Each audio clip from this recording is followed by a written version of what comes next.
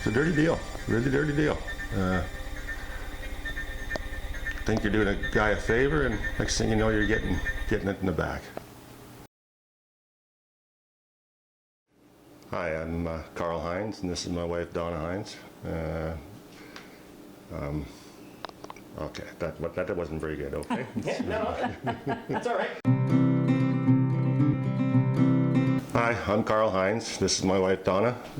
We live up on 2192 Letterkenny Road. We've been living in this residence now for going on 6 years. I retired as office manager for a group of optometrists in North Bay. And when Carl got his transfer to Killaloe, this is where he wanted to finish his career because he was born and raised.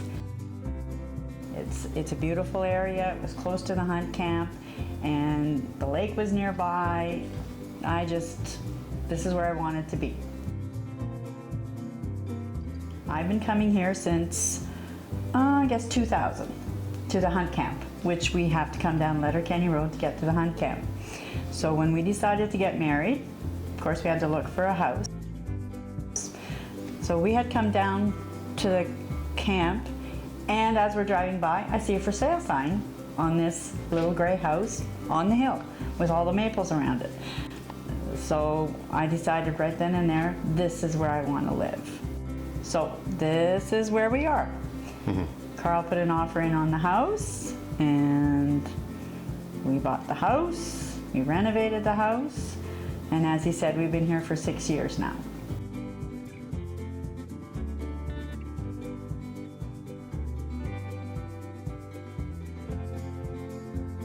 I knew Gary because he had actually done work for us in the past in our hunting camp. Once we decided to purchase this home, we went through the channels of, signing a contract with the realtor, and did everything the way it was, the way you do it. Anyway, prior to the closing date, which was supposed to be April 19th, of 2010, about a week before or 2 weeks before it was to close, I got a call from Mayor Garry Gruntz.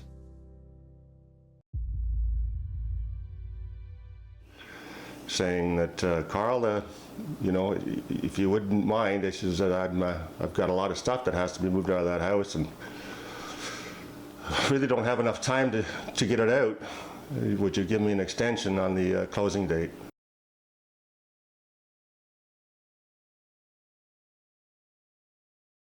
And I thought to myself, why does it need another week? Because there wasn't that much stuff left in the house when we come to look at it. And anyway, being a nice guy, I granted him his wish or favor to extend it for an additional week to give him time, as he put it, to get the rest of the stuff out of the house. A couple of weeks before we moved, I guess, is when we came and Carl took a walk down to the lake.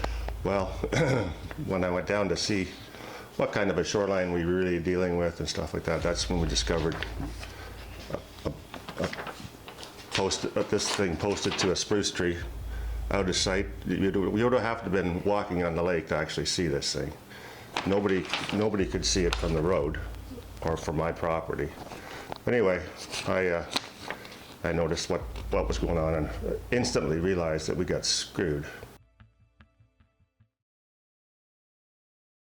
As we were going through the process of purchasing our home, this road allowance had been sold. Unbeknownst to us. Unbeknownst to us. No one ever mentioned the fact that the right-of-way was going to be sold, nothing. We were just told we had a right-of-way to the lake, and after the purchase and everything was said and done, oh. It's one of the biggest reasons we actually purchased this home is because of its location in proximity to the lake, because our corner post abuts the 66-foot road allowance, which we assumed would be access to our lake for us. They notified us about this at all. And like I said, I was pretty shocked and pretty disappointed.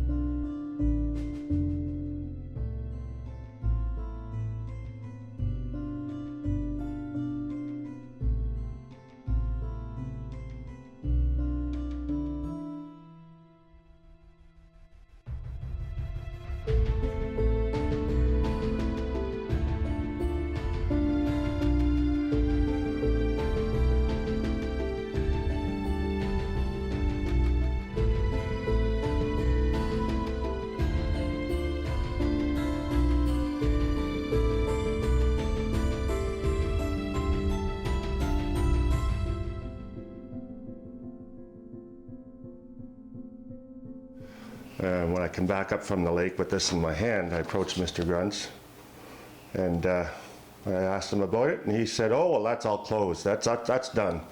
He laughed in my face, whirled around, jumped in his truck, and drove away. That's the kind of response I got from my neighbor, Garry Gruntz.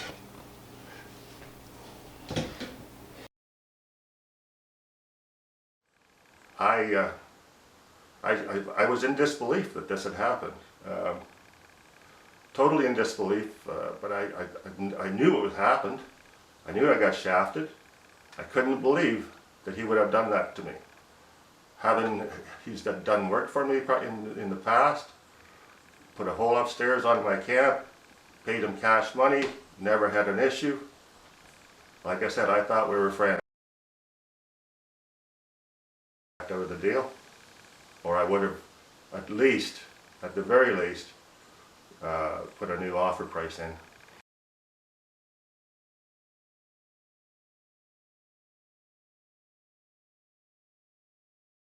There wasn't much stuff in the house, and if there was stuff in the house, I filled the whole house in a day. Why couldn't he take 2 months to empty the little bit of stuff that's in it? That's why I found it so weird that he's calling me to say he didn't have time to do it.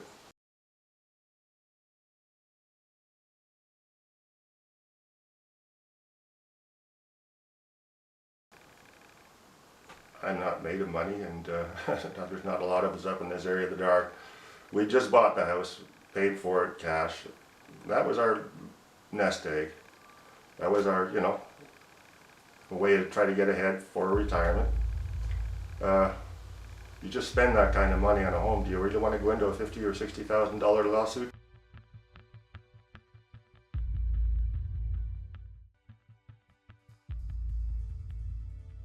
And we didn't want to go down the main road with the snow machines because, I mean, there's so much gravel on it, we'd ruin the machines. So we made arrangements with one of the cottagers at the lake, and we said, would you mind if we came through your yard? We're going to come down Pell's Lane, go through your yard, and access the lake. So he said no. I says, I don't have any issues with that. By all means, go right ahead. He says, you can check on my cottage at the same time. Mm-hmm. Anyways, this is what we were doing. We had a snowmobile trail going out the backyard, going down to the lake. And first thing you know, Mr. Gruntz has got his tractor out, is snow plowing the road, dumps it in the middle of the snowmobile trail. I said, well, what's up with that? That's not very nice. Anyways, Carl went out, made another snowmobile trail. Once again, the same thing. So we couldn't figure out what the problem was until one day Carl was tapping trees for maple syrup, and he happened to be on the road here, and he went to put a tap in a tree, and lo and behold, it was on Mr. Gruntz's, so he says, private property. We received a letter by registered mail from Robert Howe out of Barry's Bay, whom I am assuming is also the township lawyer. Anyways, and in this letter it's stating that Pell's Lane is a private right-of-way located on Gruntz property, and that if we were to continue using Pell's Lane, we would be charged with trespassing, and there was also a copy sent to the OPP.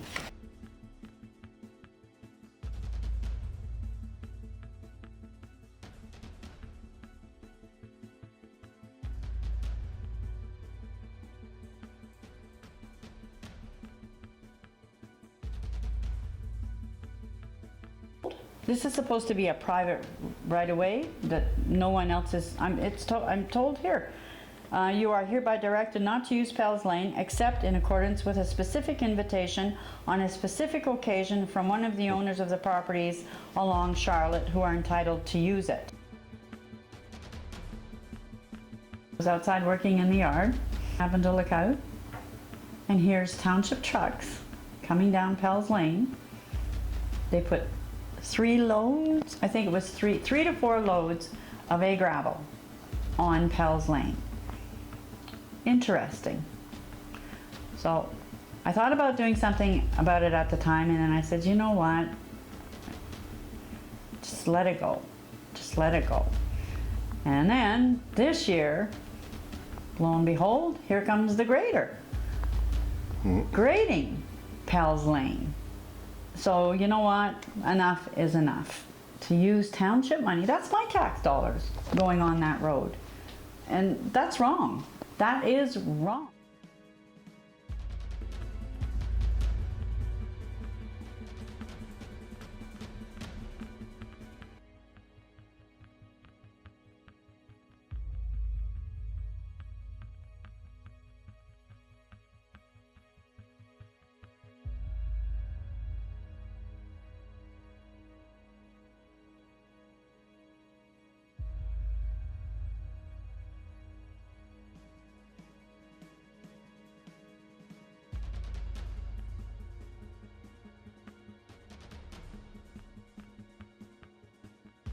In 2015, I'm reading the paper, which I like to read the BLR stuff going on.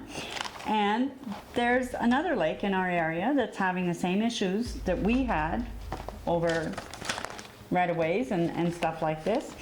And Mr. Gruntz, right here in writing, says, we try to be as transparent as we can. If we get one like this again, and if there's 20 letters to go out, so be it. Why is it that 2 years later, when it comes to issues like this, all of a sudden people are to be notified, and if 20 letters have to be go out? We never got any letter, that's for sure. We didn't. But yet, now all of a sudden the rules have changed. Of course, this wasn't benefiting Mr. Gruntz.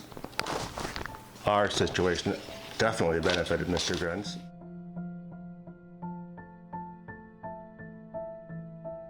The way he dealt with us was underhanded, as far as I'm concerned. He hid everything from us, and now all of a sudden that he's mayor, he's going to make everything perfect, right? Not so much.